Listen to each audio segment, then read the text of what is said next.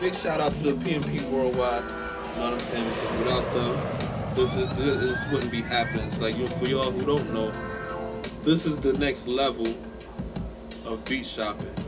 So I suggest you get on your grind and you get on your business, because what they're doing here is they're eliminating a lot of middlemen.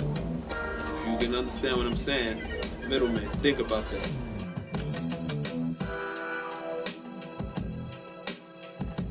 For anything to be quality, it has to be no less than great. And it's like, you know, if it's not hot, it doesn't work. You know, like even for songs, you know, I can name songs for dudes. Sometimes, you know, it works. Sometimes it don't. So then I have to go in and I have to do things like this, you know, where it's like, yeah. Tell her, nigga. Bring him to tell her,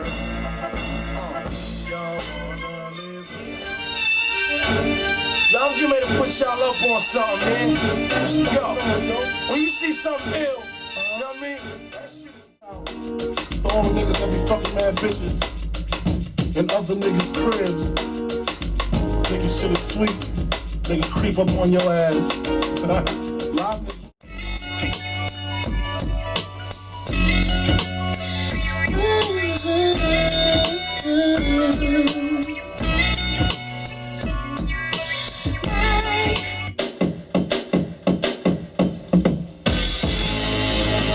Yeah,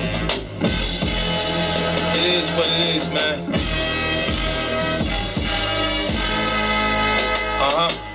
Simon's flesh, you know the routine, the crime scene ticked off. It started out of robbery. I done came up. My hair was knotted in, no snotty then, sweats, no pockets then, sweating, no problems then. so being a producer is like, mainly, it's not about how many records you put out, but you know, to me, it's the quality of the records you put out. So if you put out 10 records in a year and all 10 records are hot, you good. But if you put out 40 records in a year and at the end of the year, people only remember 2, that's bad for the game. So, you know, to me, and, you know, my place in music, I believe in trying to give people quality.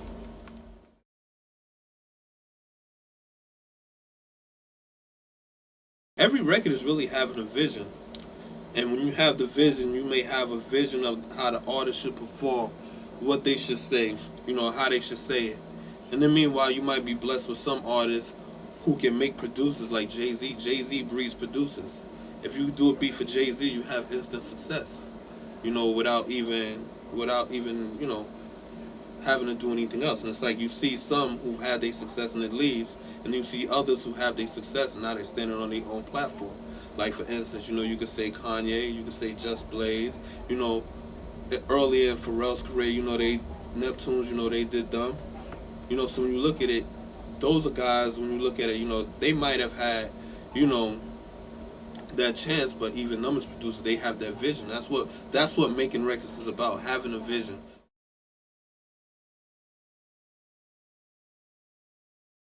If you got 10 people on your album is not an album, it's a compilation. You look at Nas had one person on his album when he did Illmatic. Jay-Z really had anybody. I think even with Snoop's first album, it was just him and his crew. You know, you have to go back to the essence when you want to be an artist, gain your respect, and it's like if you do make a record with other artists, which would be features, make it mean something. You know, because before it used to be a down-the-line record with, you know, people spitting a hot 16. That was cool, and that evolved from the symphony. From the symphony, you went to records like Flavor in Your Ear. From Flavor in Your Ear to Live at the even before Flavor in Your Ear, Live at the Barbecue and then Flavor in Your Ear. After Flavor in Your Ear remix, then you had records like John Blaze, Banned from TV, which is one of my favorites, you know. And after that, I think dudes just took the feature thing and just went out of hand just because they say, okay, if I put Jadakiss on my record, I'm going to be good. Or if I put Lil Wayne on my record, no, it's Lil Wayne is getting his props, Jada's getting his props. Whoever that you put on there, they're going to maintain who they are, but as an artist, it's not going to help you. Because when you have that person who's bigger than you, they're overshadowing you. You know, be an artist. You know, these guys, they're good. Like, Lil Wayne is grinding himself out, you know, from the beginning. You know, Jada's grinding himself out. Why don't you earn your stripes? So it's like, then you can really, you can be really respected for being on the track with them. You know, earn your keep.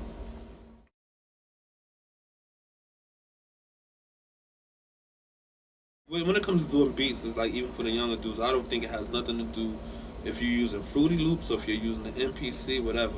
I think it's really just your ear. You know, because being a producer, like, you know, like I believe, is really having a vision. Try to develop to your own sound. There's nothing wrong with emulating people, because everybody does. When I first did beats, I was emulating people too. But then afterwards, you want to be able to say, hey, I put something in the game. I left a mark. I left a stamp. You know, it's almost like an archaeological find. You know what I'm saying? If we was going through the caves, you know, what would you see on the wall? You know, you want to have something that's going to be there. And it might not be your top 40 record, but it might be the record that changed something in time.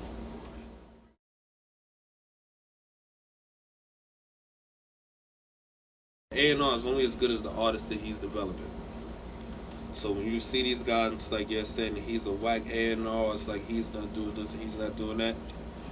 Well, if you get an A&R and it's like you got an okay artist and you're getting below average beats, you know, it hurts his job. And it's like, I'm pretty sure no A&R wants to do it. Like, I've had the luxury of working with a lot of A&Rs, you know, from Lenny to Riggs, you know, to Conrad, to Bobby, to Harv, you know, to Angelo from Aftermath, you know, even back with Search, when Search was, you know, a lot of guys. And it's like, having ability and having the blessing to work with a lot of these people is because their knowledge and their love for the game is different from everybody else.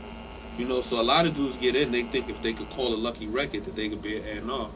But you got to see what some of these other guys went through. They didn't just pop up on the scene and they're A&R. They were interns, they did other miscellaneous things.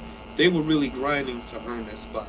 Shout out to all the A&Rs, you know, especially my man Lenny, my man Conrad, Riggs, you know, shout out to my man Lord Finesse, Fat Joe, Diamond D, AG, OC, Whole Diggin' and the Craze Crew.